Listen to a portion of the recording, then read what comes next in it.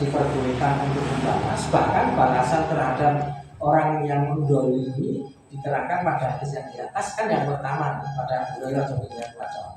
An Abi Hurairah qala Rasulullah sallallahu al-mustaban, yaitu orang yang bermati-matian. Berarti mustaban dua orang bermati-matian. Makola, apa yang mereka katakan itu fa'alal badi,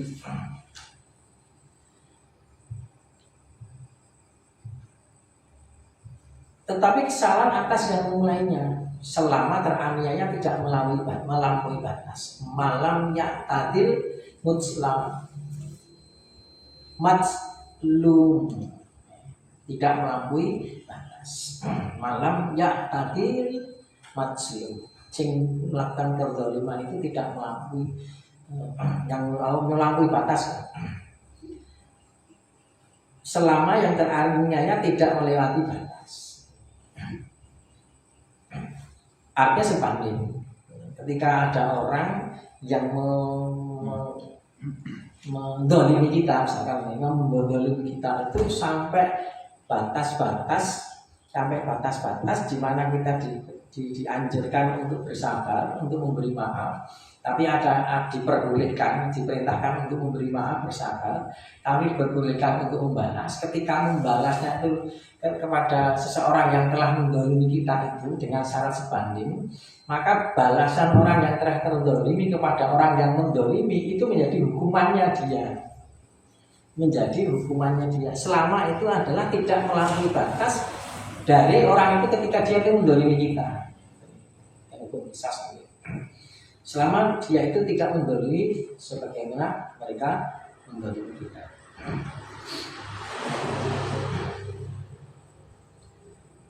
Kemudian kemudaratan yang dilakukan kepada seorang dengan alasan yang benar adalah sesuatu yang dibolehkan.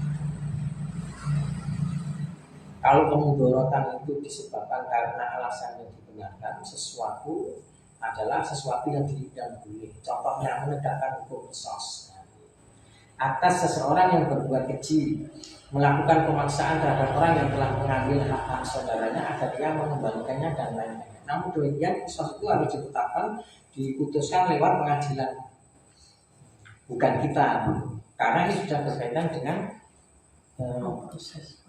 hukum, berkaitan dengan proses hukum, perbuatan kriminal. Nah, ini misal perbuatan had, di mana perbuatan yang hukumannya, sanksinya itu sudah diatur sebagaimana di dalam Al-Quran atau hadis.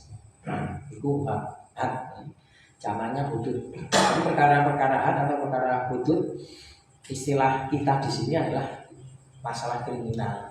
Maka masalah kriminal itu yang memutuskan bukan kita. Nek masalah kriminal itu yang memutuskan kita, wah dunia ini akan jadi apa? Setiap orang boleh memutuskan. Kowe tahu matanya aku, nanti kowe tak pateni. Kowe maling aku, nanti butuh maling kowe gede lah. Itu semua boleh memutuskan.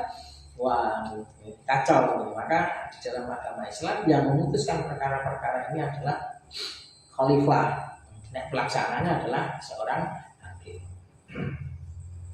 Syekhul Islam, yang dimaksud Syekhul Islam itu ya, berkata kemudaratan yang diharamkan yaitu ketika seseorang menjadikan atas sesuatu pekerjaan yang ia lakukan agar seseorang mendapatkan mudarat dari pekerjaan.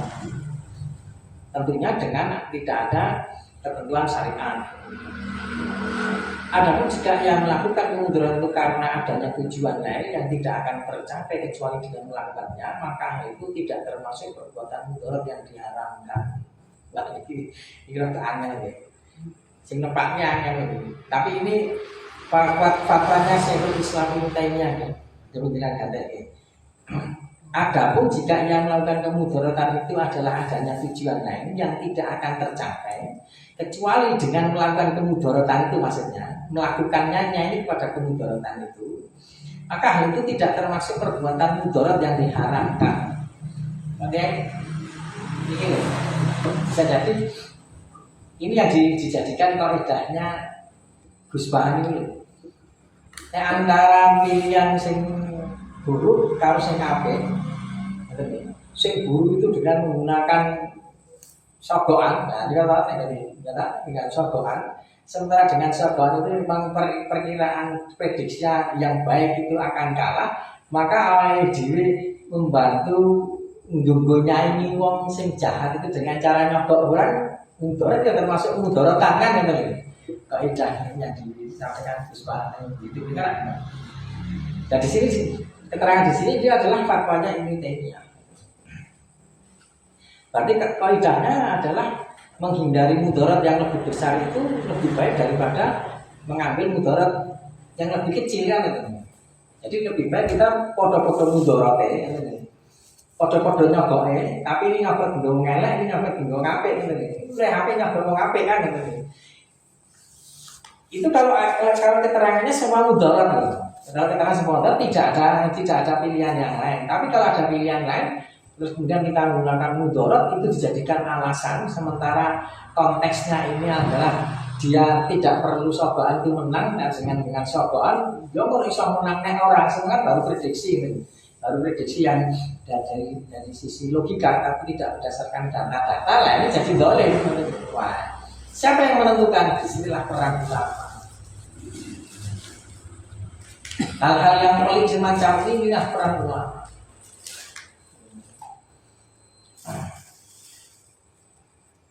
Kalau zaman sekarang awal dhewe memang kesulitan Pak. Sekarang ulama itu yang mana? Karena semua bisa mengklaim ulama, bahkan ulama yang ditetapkan lewat pemerintah. Tapi ini bukan yang menetapkan pemerintah memfasilitasi, karena sifatnya itu adalah bukan lembaga pemerintah. Misalkan MUI sendiri itu dibentuk oleh pemerintah, tapi tidak bertanggung jawab pada pemerintah. Fungsinya adalah memberikan rekomendasi kepada pemerintah dan secara keumatan mempunyai hak dari diberi wewenang oleh pemerintah untuk memberikan fatwa. Itu MUI itu dipaitu.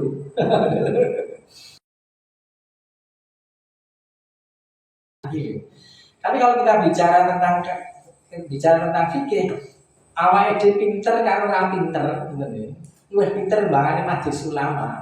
Karena ini sudah menjadi ranah tentang kehidupan bermasyarakat dan bernegara. Sementara MUI itu adalah bentukan pemerintah, sanajan ae dhewe pinter tetep melu MUI. Oh, betul ya. Itu bicara kemaslahatan loh ya.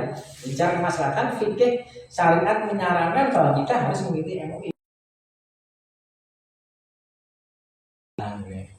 Nilai diri. Ketika tadi hal yang pelik tadi, ketika ada dua pilihan yang tidak bisa dipilih kecuali semua mudarat, maka kita menimbang mana yang mudarat lebih banyak sama mudarat yang lebih kecil. Atau menimbang jajannya ini, semua orang mengatakan ini mudarat, jajannya ini bukan masalah mudarat semua. Sebenarnya ada yang bukan mudarat semua, ada yang kebajikan juga, kebaikan, tapi tetap ngabah kan. Alasan itu kita terima kan tetap itu ngabah. Alasan apapun pada saat itu kan ngabah. Nah, yang paling normal selamat, buh salah, buh bener, melu ulama, majelis ulama. Saat itu, kalau kita bicara SOP dalam standar operasional atau berdasarkan petunjuk syariat, maka kita harus memilih ulama. Dalam hal ini adalah majelis ulama Indonesia.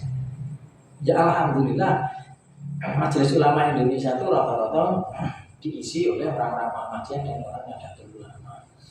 Kenapa orang-orang Muhammadiyah dan Nahdlatul Ulama? Karena secara sejarah ada ikatan sejarah historis atau secara moral sangat kuat. Juga ada ikatan-ikatan sisi-sisi terangkat struktur menurutnya. Karena kalau kita bicara sejarah, yang merumuskan Pancasila Uji Patuli itu kan salah satu diantaranya itu kan umat Islam mayoritas. Dan kita bicara tentang umat Islam hanya ada dua yang tidak umat Islam, Abi Gosno sama Amaramis. Bicara tentang Pancasila. Kita bicara Pancasila. Tapi kalau kita bicara tentang ormas yang ada pada saat itu kan baru tiga, Muhammadiyah, Nahdlatul Ulama, kalau Matul Anwar. Matul Anwar hanya seorang, Muhammadiyah itu loro. Oh, betul ya. itu representatif resmi. Representatif resmi untuk panitia 9. Dalam hal ini MUI pasti memasukkan unsur Muhammadiyah dan memasukkan unsur MUI. Ini bukan masalah pilih kasih. Lucu lah dimasukkan unsur Muhammadiyah karena itu. Nah, masalah yang lain kan masalah masalah kita menghormati. Nah, kalau batasannya sebatas hanya menghormati ormas Islam di Indonesia itu memang muncul 200.000. Nek hitung sing resmi ketut itu loh. Ini data di Departemen Keagamaan kan begitu, lebih daripada 200.000 ormas Islam, 200.000 wak nih. Bayangin itu masuk kabeh piye? Kan kita harus punya kriteria lagi kan itu. Ya kriteria itu tanda prerogatifnya MUI kan. Sing entuk parilah dari pemerintah. Akhirnya ya MUI memberikan pertimbangan-pertimbangan masing-masing. Tapi intinya niat Muhammadiyah jangan ditinggalkan karena ikatan moral, ikatan sejarah, kadang-kadang ikatan struktur itu kuat ada. Kalau sakit ngomong nih, saya ini kalau ketua MUI Ceper saat niki, saat niki kalau ini ketua MUI Ceper, berarti pilihan jajannya MTA ya dan Muhammadiyah itu jelas. Yang lainnya tidak terwakilkan ya tadi pertimbangan macam-macam. Nek kok kalau bilang orang ini 200 ormas iya kan ya akhirnya sing ya menurut kriteria tidak saya bicarakan di sini gitu. Kriteria tertentu lah gitu. Nah, itu. Walaupun kemudian ada instruksi dari pimpinan Pusat Majelis Ulama Indonesia ini untuk bergabung dengan LDI itu jangan dimasukkan ke dalam kepengurusan karena masih dalam proses. Saya bicara karena yang surat ini dari siaran ya pokok. Ada surat instruksi dari pimpinan pusat LDI bahwa LDI jangan dimasukkan ke dalam kepengurusan bukan karena pilih kasih, karena masih dalam proses tentang tabayun. Apakah dia pemahamannya masih seperti Islam Jamaah atau Darul Hadis zaman dahulu. Menurut kesepakatan dengan MUI pusat sudah menyatakan pernyataan bahwa tidak seperti Islam Jamaah atau Islam atau DH zaman dahulu gitu. Namun demikian kewaspadaan harus tidak dimasukkannya bukan karena pilih kasih tapi pertimbangan atau instruksinya resmi tanda tangannya ketua MUI pusat. Itu sanajan di wilayah tadi di wilayah tertentu masih memasukkan kan gitu nih. Masih mempertimbangkan kembali lagi kriterianya kadang-kadang dikembalikan ke MU-nya masing-masing. Nah, kembali kepada masalah di sini. Nah, hal-hal yang berkaitan dengan hak hukum itu harus adalah hakim. Yang memutuskan adalah hakim, dalam hal ini adalah ulama yang punya kompetensi. Adapun jika yang melakukan mudharatan tadi sudah di antara contoh itu adalah kepada pemilik kebun, engkau ini adalah pihak yang dirugikan.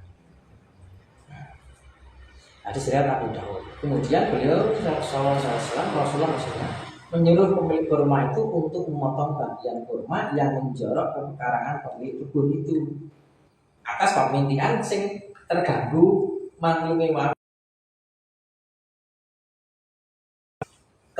buahnya itu dikasihkan kepada sing untuk kemungkinan tadi.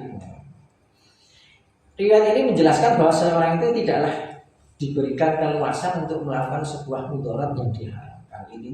Intinya bahwa tidak diperkenankan untuk melakukan sebuah mudaratan. Ketika kemudaratan itu harus dilakukan karena tidak ada pilihan, maka itu diperbolehkan melakukan kemudaratan, tidak ada pilihan kecuali hanya melakukan kemudaratan untuk menghindari kemudaratan yang lebih besar. Untuk menghindari kemudaratan yang lebih besar. Sekali lagi sanajan ini contoh-contoh kecil, contoh-contoh kecil. Nah ini kan bukan masalah hak ya, bukan masalah mangrove dan sebagainya, bukan masalah hak.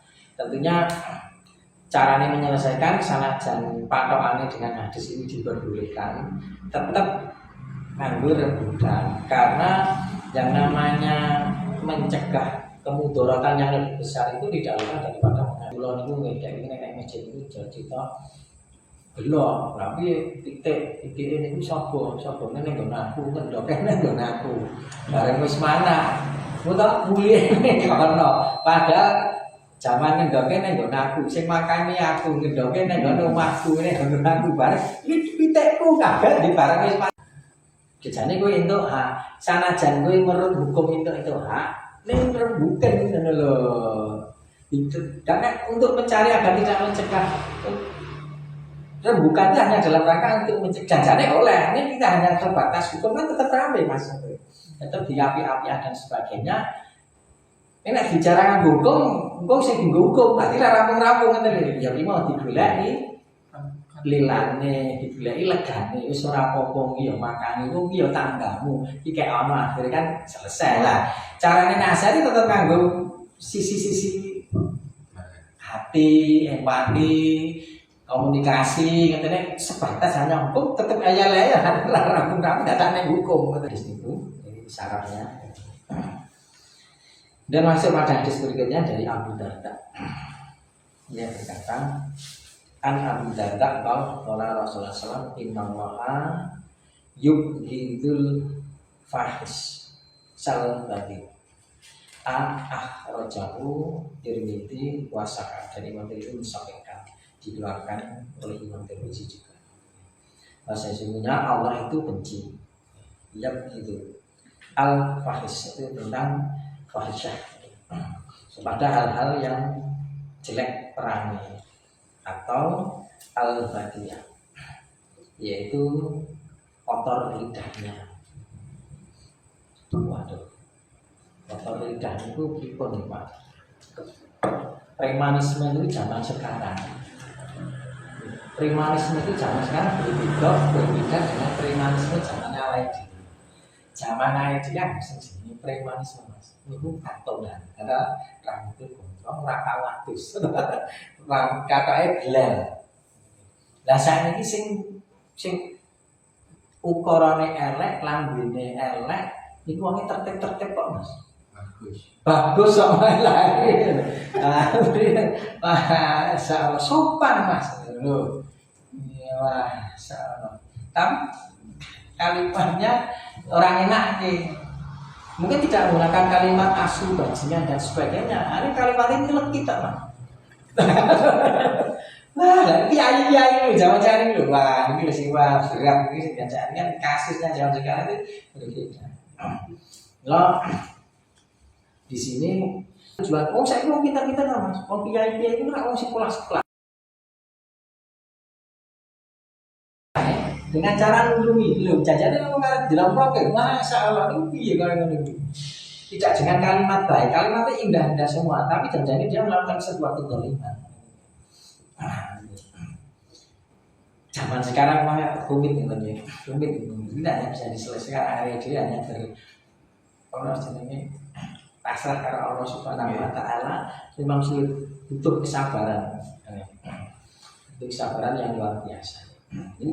Intinya sebuah perkataan atau perbuatan keji itu dilarang karena Allah membenci. Ya kalau kita bicara tentang pada hadis ini saja, mungkin kita tidak bisa mengharamkan innallaha yabghidul fahisha wal baghid.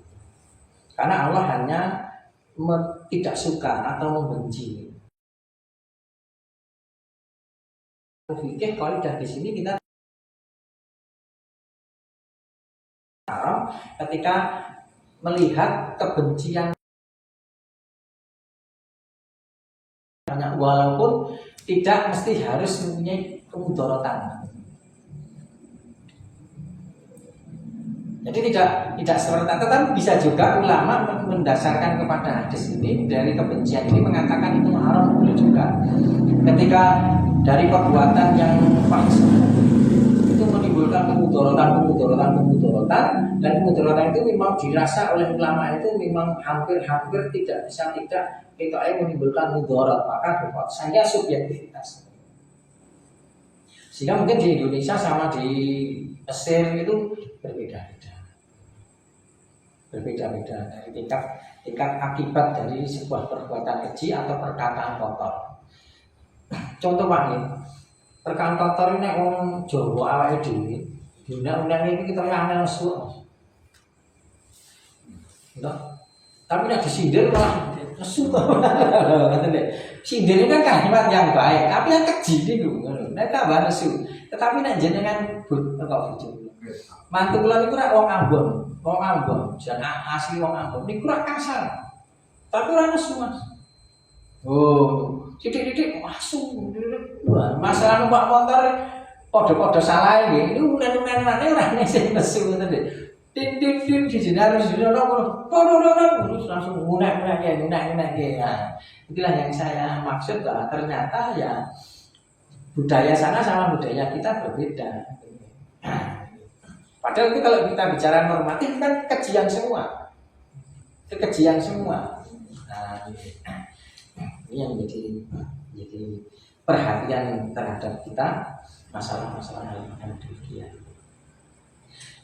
Sehingga ketika artinya begini, ketika masalah perkataan sing kotor di sana mungkin tidak dikatakan itu haram, tapi dorane sih Mas. Mungkin harus dikatakan makro. Nek gone dhewe mungkin sudah haram, tapi wong Jawa halus-halus kan gitu deh. Walau alam itu tergantung ulamanya masing-masing subjektivitas, tapi pada intinya seperti ini. Pada intinya bahwa kita harus memahami hal-hal yang demikian itu adalah dilarang. Yang jelas bukan halal, karena kalimatnya adalah Allah tidak mensukai atau Allah membenci. Ya begitu, itu membenci. Atau Allah murka. Cerai itu kan Allah juga murka. Tapi semua sepakat bahwa itu tidak haram. Dan diriwayatkan pula dari hadis Ibnu Mas'ud secara marfu itu artinya hadis ini dari Ibnu Mas'ud sampai kepada Rasulullah SAW dan sampai kepada mudawwin penulisnya itu sampai kepada Rasulullah SAW. Yaitu apakah marfu itu mesti adalah sahih belum tentu. Secara sanad marfu tersambung kepada Rasulullah SAW. Nek masalah sahih atau tidak sahih dicek lagi.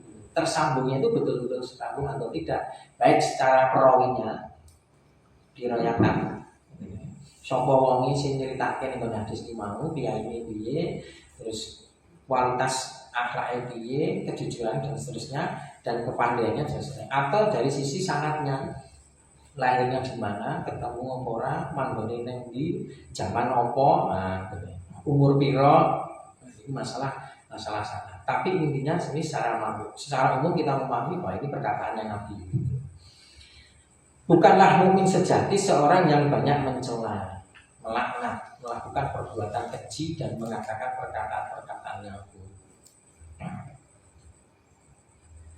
Ora sadar tak muneke, nek awake dhewe kan awake dhewe wong iki kelemahane orang Jawa itu mulane wong Jawa itu terisi ning Jawa. Neng guri neng arepe kan apik. Neng gurine nyacat lah. Masyaallah. Neng guri go nyacat ae. Niku nek ora krungu ora apa-apa, Mas. Nek ngantek krungu sabar, Mas. Nek dane ngantek ngerti dhewe nyacat terus dhek ngene lagi nesu wong Jawa niku ngoten.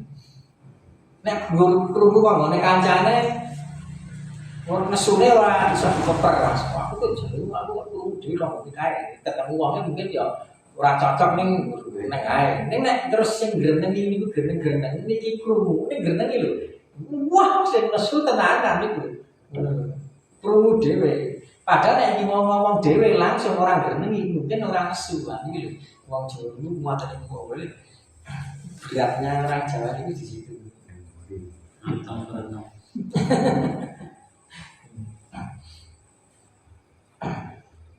Jadi mencela bahwa tidak mesti harus.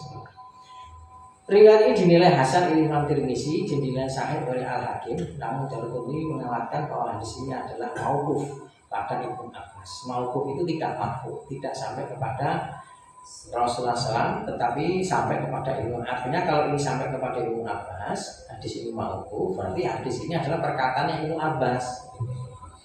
Kalau diriwayatkan Ibnu Abbas, tetapi yang di atas kan yang diriwayatkan oleh Ibnu Mas'ud, maka Ibnu Mas'ud ini yang diriwayatkan oleh Imam Tirmizi, yang dihasankan oleh Imam Tirmizi. Artinya hadis ini rajihnya adalah hasan. Lah kan Pak Hakim kan juga dinilai sahih oleh Al Hakim. Ya, Al Hakim itu terkenal seorang imam hadis yang banyak salah di dalam meriwayat dalam takrij hadis. Maka kualitas penilaian hakim sama Imam Tirmizi itu lebih kuat Imam Tirmizi, tapi tidak semerta-merta Imam Tirmizi dia harus dicek dulu. Sehingga intinya hadis ini berdasarkan syarah itu lebih kuat tentang kehasannya, tentang hadis yang di atas. Meningkatkan sampai menggunakan yang laku kurang suka mampu yang Assalamualaikum warahmatullahi wabarakatuh.